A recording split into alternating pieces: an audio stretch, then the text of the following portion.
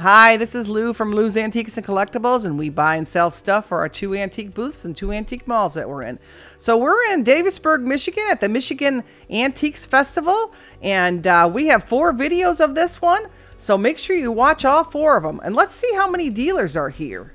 So talk about some of the dealers you have here, because you have a huge variety of dealers. Yeah, we absolutely do. There's everything from the obvious antiques, but then we also have a ton of garden art, vintage clothing, primitives. There's glassware like you've never seen before.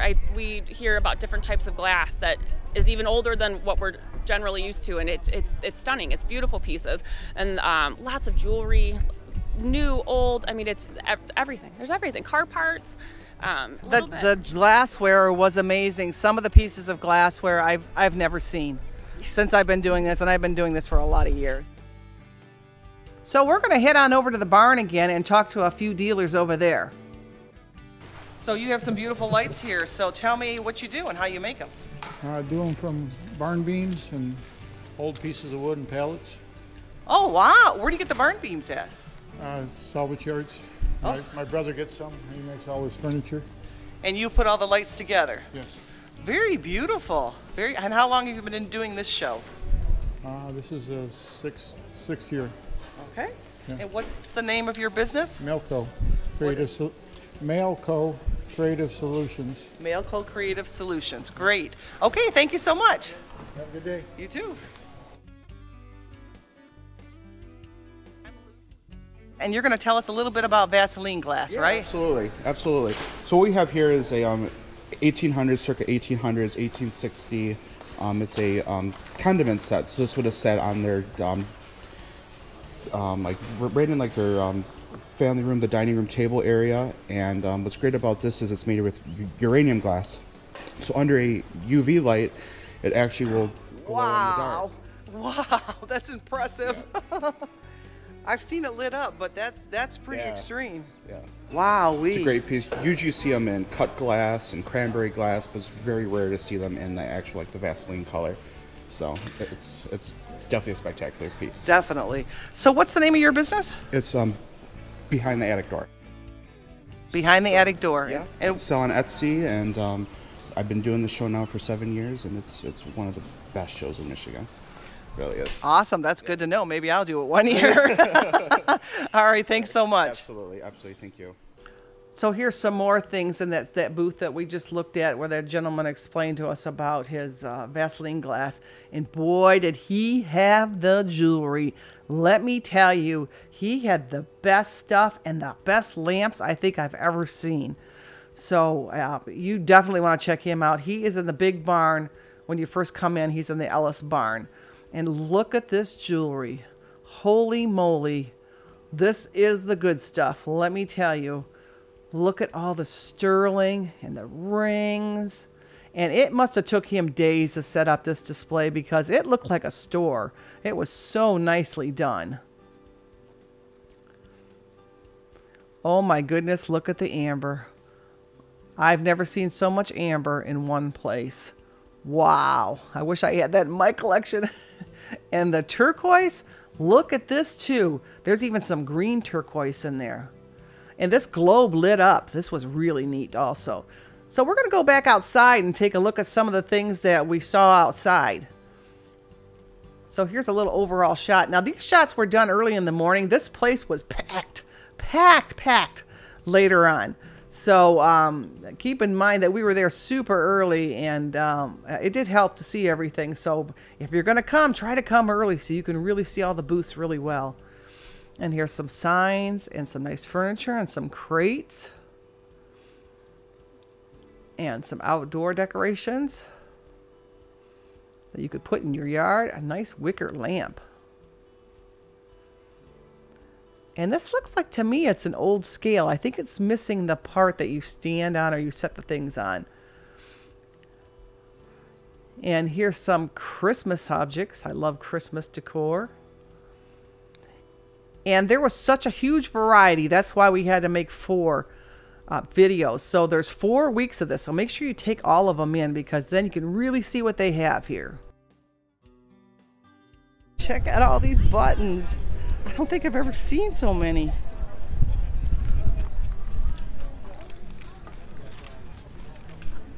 like they're $1 each. Depends. I think every one is a little bit different.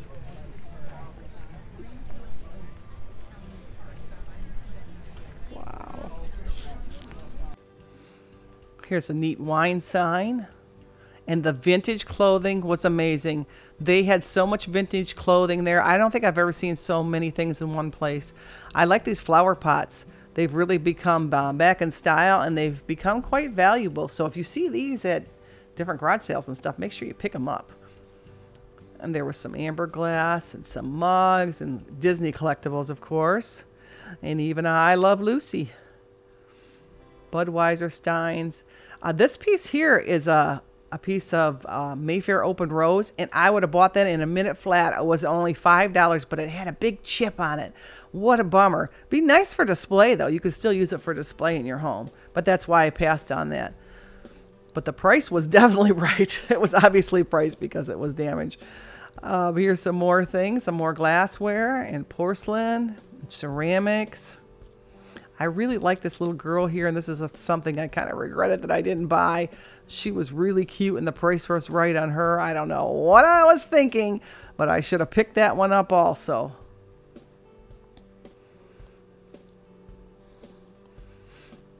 And here's some nice furniture that they had. And I like that chicken thing on the right there. I've always wanted one of those in my house, but I don't have a big enough wall for them. I know they're really for chickens, but I just thought they'd be neat as a decoration in the home. And we got all kinds of different rocks.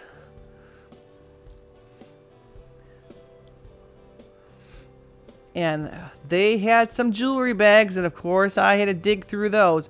Now when I'm looking for jewelry in these bags like this, I usually try to find 1 or 2 pieces that I could at least make my money back on, so I know I can make a profit on. So this was a big variety of things in each bag, but a lot of it was had some plastic beads and things like that, and I don't usually go for those unless they're the older ones. So I ended up passing on those. And here's some more vintage clothing. And these Afghans here that your grandmas all used to make, they have become back in style, and they have become pretty valuable these days. So shockingly enough, the things that we used to see at garage sales all the time are actually becoming valuable. So take a look out for these when you're shopping. Here's some nice old motors for your boat.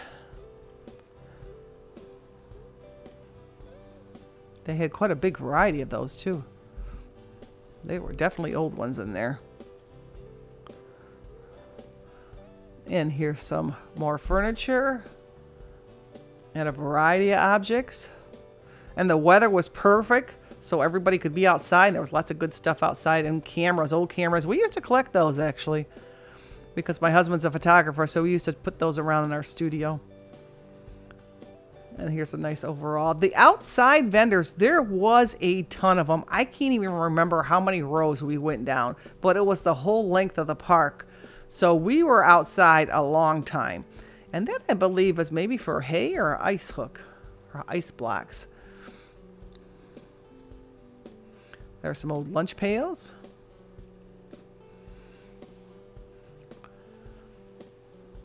So definitely bring your walking shoes, because we were outside a long time. And here's a nice dealer that has some beautiful ferns and a nice vanity there, dresser, and some kitchen tools. And here's some painted furniture and more kitchen tools.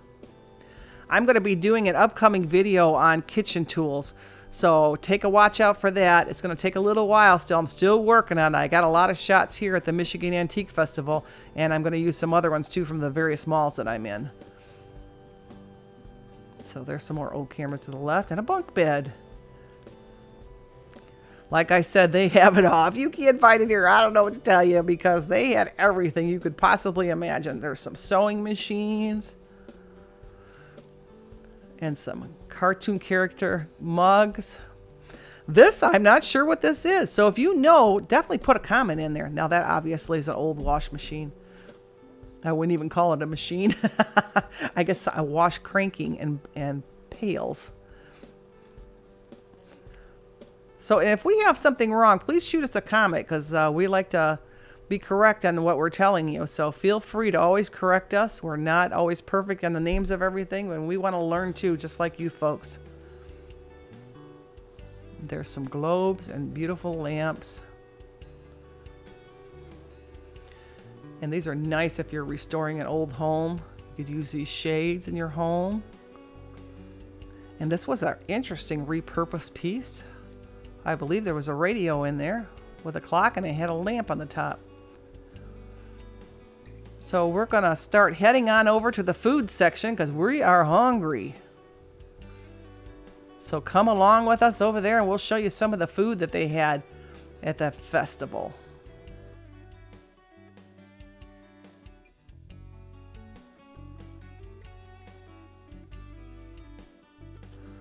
Here's some elephant ears. One of my favorites. You never get those other than if you go to a festival. And here's a food truck with all kinds of Mexican food in it. And here's some place so you can get some corn dogs. Here's the menu for that Mexican trailer they were selling various foods in. And here's the almond hut. And pretzels. Ooh, that sounds good right about now. We got to watch them make the pretzels, which makes me even hungrier now that I'm narrating this video. I wish we had a couple right with us right now. Boy, they were looking good. They sprayed them to put a little bit of salt on them.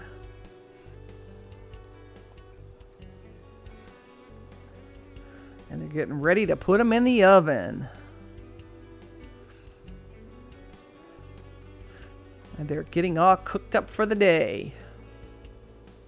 And hello! Wow. Now we're going to head on over to the barns. There was about 7 barns here, so we have lots of footage of what was inside each of the barns. Most of them had big varieties of things. There was one barn that had mostly all toys in, so that was a really cool one. You'll see that one in the fourth episode of this series that we're doing, along with the car show. So inside the barns, they had things like china and some glassware.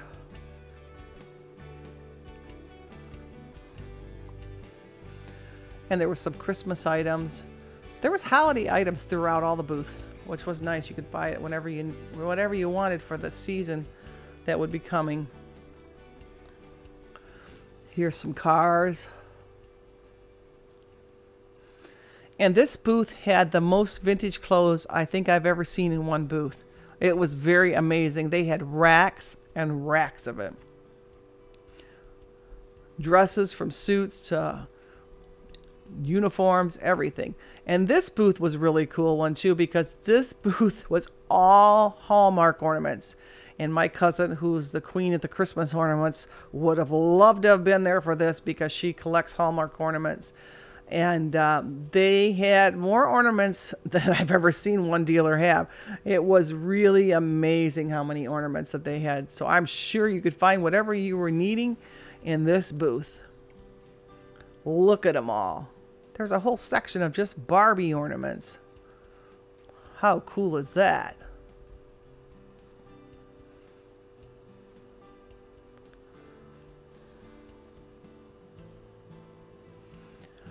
And here's some pictures and some lamps.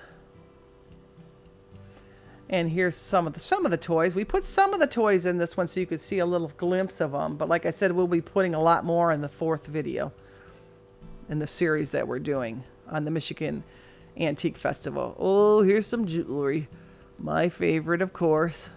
There was a ton of jewelry, which was great. And I did buy quite a few rings, and I bought some crystal earrings. And look at the necklaces.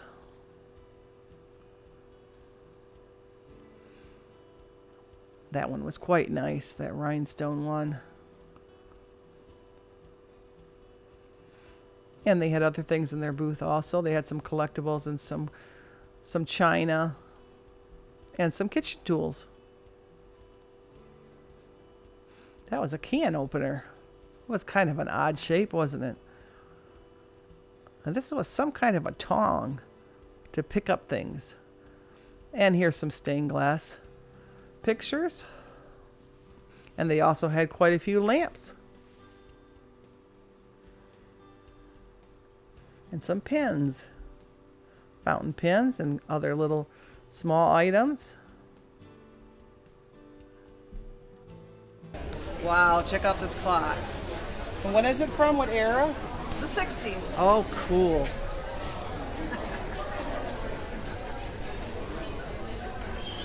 I've never seen a clock like that. Yeah, I think it's really neat. It is neat. It works so well, too. Keeps pretty good time. Yeah, the old stuff. And lots of old linens. Those tablecloths were beautiful, probably from the 40s and 50s. And cups and saucers. If you collect cups and saucers, there's a wide variety of those, and Royal Dalton figures. And they also had some Lenox figures, and I didn't know how many Lenox figures there actually were out there, but there was quite a few here, which was interesting to see. And more jewelry, of course. Rings, necklaces, bracelets, and lots of pins.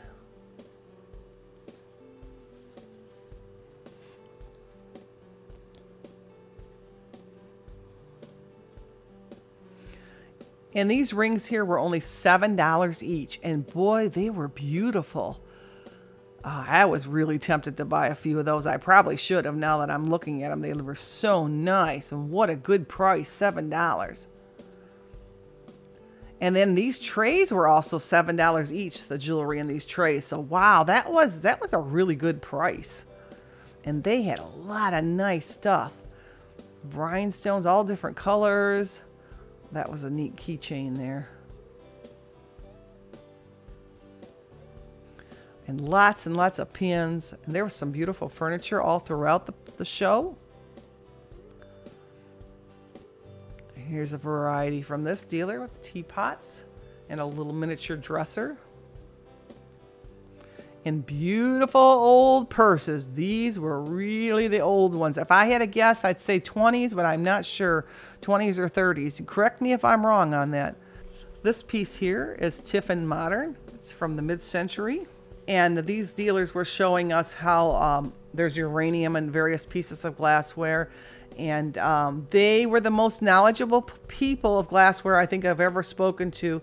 They were excellent, and they gave me a whole little classroom lesson while I was there, which was great. Unfortunately, I couldn't tape it all because there was lots of music behind us. But they really were very good, and they knew what they were doing with their glassware. And it was a great booth to see and be educated at. So make sure you get a chance to talk to the dealers about the things that they have in their booths. This piece here is from Cambridge, and it's called the Draped Lady. There was pieces here I have never seen before, other than in books.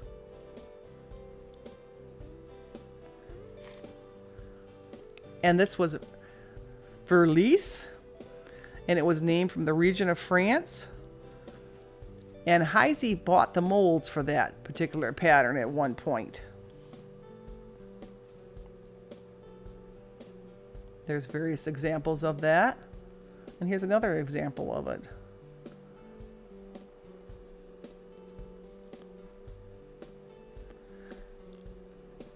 And these candlesticks were made by the Cambridge company. They're twisted candlesticks. Beautiful. You never see that green color in glassware. And this is also from the Cambridge company, and it's the Jade Ram's Head Bowl. And it's pretty obvious to see because if you pick it up, you look on the side and there's a ram on each side. So that's an easy one to kind of remember. And this was also another Cambridge piece, honeycomb candy dish. And this is also another Cambridge piece. And if you want to learn more about glassware, make sure you watch our videos on depression glass and elegant depression glass and glassware collectibles from the 40s to the 70s. And this was another Cambridge piece called Gadroon.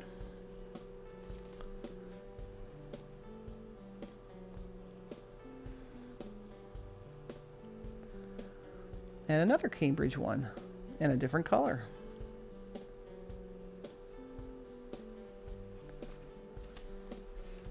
This is from the Imperial Glass Company. This beautiful pink vase. That's more of the elegant glassware that was made in the Depression era.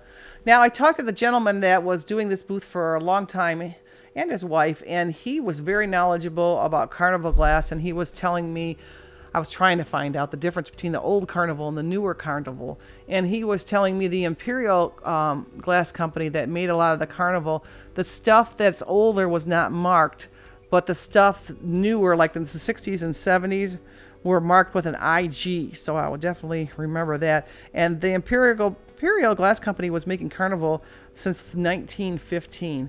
So there are some really old Carnival pieces in this glimpse here that we have of it. They had a beautiful collection. Like I said, things I have never seen before. And that particular piece, that picture there, was made by Dugan, and it's from 1910. You just don't see this old glassware anymore. So it was wonderful to see it. So if you're a collector of glassware, come to this show because you will find unusual things. And this is Payton City, the horses.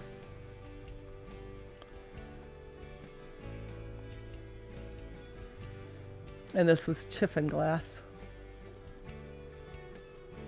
That's another thing you don't see very often. There's a lot of Tiffin glass. It was really nice to see some of that. And this is Party Line by Payton City.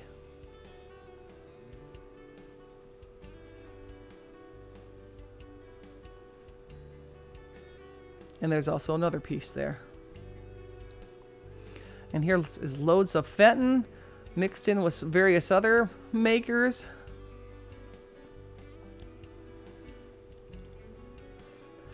You gotta love Fenton. It always looks so nice.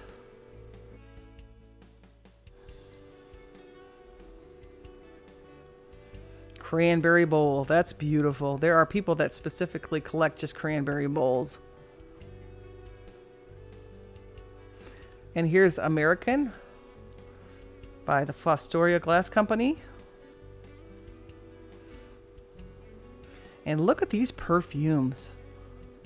Just gorgeous. I collect perfumes too. And I also collect a lot of things actually. I collect these types of purses too. These mesh bags are usually by Whiting and Davis. And they are really beautiful, and I do collect those too. So I actually have that piece. This particular one. So if you want to know if the mesh purses are Whiting and Davis, make sure you look in the inside. They always usually have a tag. These pictures were just gorgeous. They're the long pictures, then the long lady pictures.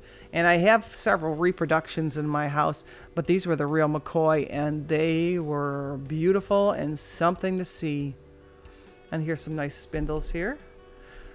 So this is the second of our series of 4 on the Michigan Antiques Festivals. So make sure you watch the next 2 episodes because we have lots more to show you. So we're going to talk to Tara here before we leave. She's one of the organizers of the show, and we'll see you again in the next 2 weeks. So make sure you come out to the Michigan Antique Festival because it is a fun event. Yes, thank you guys. Springfield Oaks County Park, May 6th and 7th. We'd love to see you guys out here. So the next show that the Michigan Antiques Festival will be in Midland, Michigan, June 3rd and 4th. And this is Lou from Lou's Antiques saying goodbye.